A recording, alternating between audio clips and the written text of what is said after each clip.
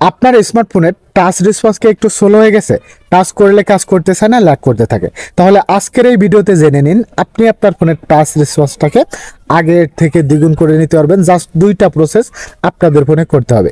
কিভাবে করবেন এই দুইটা প্রসেস বা এই দুইটা সেটিং, চলুন সেটাই আজকের এই ভিডিওতে আমি আপনাদেরকে ইন ডিটেলসে দেখিয়ে দিচ্ছি। তার আগে আপনাদের কাছে একটা রিকোয়েস্ট থাকবে, এখনো পর্যন্ত যারা আমার এই আইডিটাকে ফলো দেননি please hit the follow button, আর যারা যারা অলরেডি ফলো করেছেন তাদেরকে অসংখ্য ধন্যবাদ।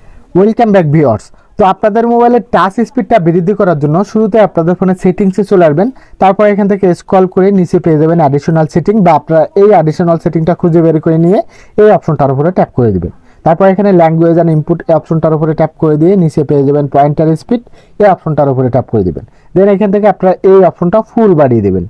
বাড়িয়ে দেওয়া হয়ে গেলে এখান থেকে ব্যাক করে চলে আসবেন। ব্যাক করে চলে এসে অ্যাক্সেসিবিলিটি অপশন পেয়ে যাবেন। এই অপশনটার উপরে ট্যাপ করে দিয়ে স্ক্রল করে একটু নিচে যেতে থাকবেন। নিচে গিয়ে আপনারা একটা অপশন দেখতে পারবেন, টাচ অ্যান্ড হোল্ড ডিলে একটা অপশন দেখতে পাচ্ছেন। এই অপশনটার উপরে ট্যাপ করে দিয়ে আপনাদের যদি এখানে মিডিয়াম বা লং সিলেক্ট করা থাকে তাহলে অবশ্যই আপনারা এখান থেকে এই যে শর্ট অপশনটা দেখতে পাচ্ছেন এটা সিলেক্ট করে দেবেন। তাহলে কিন্তু এখন থেকে আপনার ফোনের টাচ স্পিডটা আগের থেকে দ্বিগুণ বৃদ্ধি হয়ে যাবে। সো ভিউয়ার্স, ভিডিওটি সবার কাছে শেয়ার করে দিন, এই গুরুত্বপূর্ণ তথ্যটি যেন সবাই জানতে পারে। That's it.